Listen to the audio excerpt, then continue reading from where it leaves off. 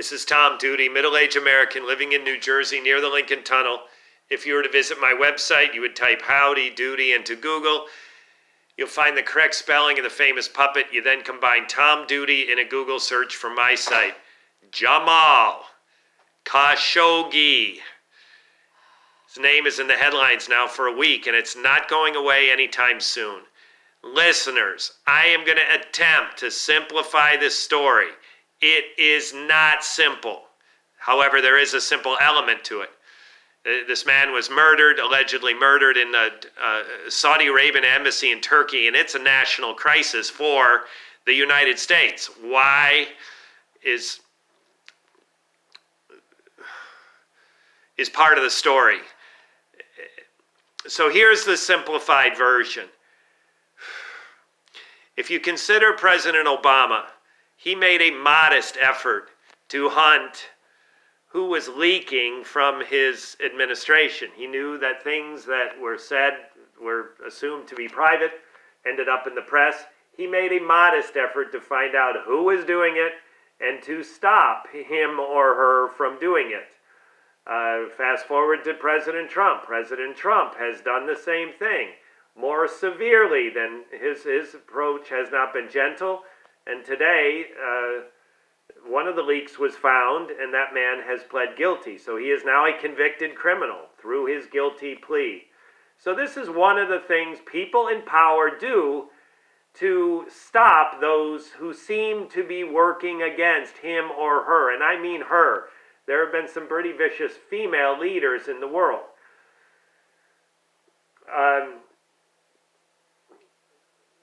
Stalin is famous for erasing people from pictures.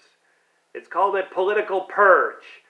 This person used to be agreeable with me. This person is now disagreeable with me. I will erase that person from pictures, pretend that person never existed. And yes, sometimes that person is killed. Kim Jong-un famously murdered his uncle and his brother. These are severe things that people do when they're in power. So from the relatively gentle thing Obama did to the gentle but a little more severe thing Trump has done, this is actions against those detractors. Fidel Castro is another one who has allegedly killed many of the people who don't agree with him. So this is my point. It's absolutely pervasive through history, pervasive in the history of the world, and pervasive in all continents. So I'm going to review. We got gentle efforts not involving murder or criminal, in Trump's case, criminal prosecution, but it's a very short jail sentence, and this guy is going to be fine. Obama, who just made an effort to find out who was leaking, and his purpose was probably to talk to that person. Again, that's the most gentle version of it out there. Then you have people like Kim Jong-un kills his brother and his uncle, and you've got Fidel Castro, who has allegedly killed many. So all of those hunting for the culprit and doing something about it, whether it's a chat with Barack Obama, a prosecution with President Trump, or a murder with Kim Jong-un or Fidel Castro or Stalin, these are the types of things that happen in degree of severity. Now you have a whole new category. I am speaking now as if I am a person in power. I want to silence my detractors, and what do you know? That detractor is no longer in the country that I'm empowered to have power over. So Fidel Castro, it's an island. He rounds up his people who speak in opposition to him, and he imprisons them, tortures them, penalizes them in some way, or kills them, or goes further and kills the friends and the family. That's very severe. So now you got a new problem. My detractors, again, I'm speaking as if I'm a person in power. My detractors, I want to silence them, but they're no longer in the country. Now this presents a specifically difficult situation because those people who are a negative voice against the leader now have a certain sense of protection, and with that protection comes some liberty that they're able to talk a little more liberally than they were when they were in the country. That is the case with Jamal Khashoggi. Jamal Khashoggi was living legally in the United States and contributing to New York Times, Washington Post, I'm not sure. But either way, that man had a voice, and that voice was unrestricted. He felt protected. Vladimir Putin had another one of these. He's had several. And in his case, both of these people, the two cases I can think of, they were living in the United Kingdom. And he literally sent people out to secretly hunt and kill those people. The Kingdom of Saudi Arabia with Jamal Khashoggi has effectively done the same thing, but a little differently. Again, the problem is, I speak as a person in power. I am empowered. I am political power. I don't like this person who's speaking out against me. That person has certain immunity given geography. He or she is living out of the country. I want that person silenced. Vladimir Putin has done this multiple times. He has sent people out of the country to kill them.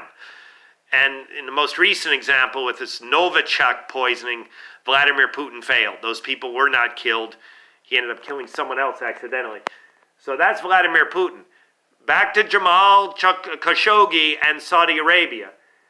Jamal Khashoggi, again, feeling impunity, feeling safe, living in the United States legally, has certain protections. He ends up getting baited, getting attracted to visit Turkey, the embassy of Saudi Arabia, to collect a document he needed to get remarried. So he wanted to marry a second wife. He was legally divorced. He needed a document to show that he was divorced, and he got baited into the Saudi Arabia embassy in Turkey. Again, it's still not Saudi Arabia, so he felt safe accepting that invitation to go to the Saudi Arabia embassy in Turkey, where he was killed. Now, allegedly killed, but I'm telling you, the evident listeners, the evidence, he was killed. He was killed, dismembered, and his body parts were smuggled out of the embassy. It's a gruesome story. Jamal Khashoggi, he's in the news. It's crazy complicated. You got Turkey. You have the Crown Prince of Saudi Arabia. You've got Mike Pence and Donald Trump that seem to be sending different messages as of today. It's a complicated story.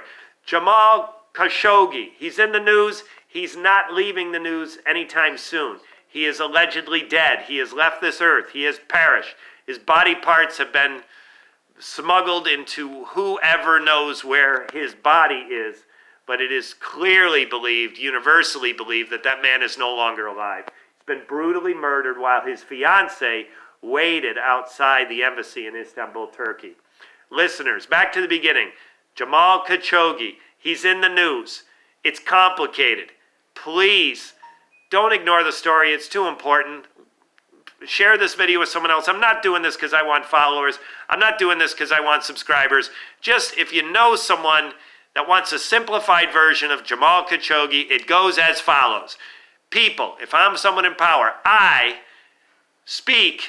want to silence those people. I don't like people saying bad things about me. When they're in my country, when they're in my White House, as Barack Obama and Donald Trump has done, I take action against them. Gentle, doesn't involve death. Trump's recently has involved a prosecution and a guilty plea. The next step is Fidel Castro, Kim Jong-un, and his a man of history, and Stalin, again, purge and erase from the record books of history. Kill those people who are in my country. I, speaking as a person in power, I want them silenced. The best way to silence them is kill them. They are in my country. I hunt them down and kill them. Or put them in prison, but sometimes that doesn't work. Look at Nelson Mandela. So that is the basic formula. Now you take it the next server. Those people that I speak as a person in power, I want to silence. I am empowered over a certain country, in this case Saudi Arabia. That person is no longer in the country. What am I going to do? Get clever. Well, he wasn't clever enough. He's been caught. There's evidence saying that the Crown Prince is guilty of what he's accused of. So he decides to fix his problem. I speak as the Crown Prince. I want to silence Jamal Kashoggi. I'm not going to go hunt him like Putin has done. I'm not going to go hunt him and kill him in the United States. Instead, I'm going to bait him into the embassy in Saudi Arabia, and I'm going to kill him. It's an absolutely vicious and brutal murder. It violates national boundaries. It violates sovereignty of multiple countries in this place, both Turkey and the United States. It is a story that's not going away from the news. Again, listeners, I invite you to share this video. With my traffic as a blogger, I could get it out to 5 people. If 5 people get to this point, listeners, you're still with me at this point. You care enough to think I've actually simplified something, and I guarantee if I'm still telling a complicated version, it's because a very complicated story has now been simplified a little bit.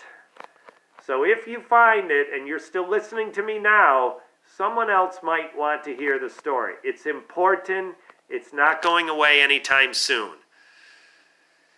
This has been Tom Duty, middle-aged American living in New Jersey near the Lincoln Tunnel. If you were to visit my website, you would type Howdy Doody into Google. You'll find the correct spelling of the famous puppet. You then combine Tom Duty in a Google search for my site. Thank you for listening. Have a good day, good evening, or restful night's sleep. Ciao.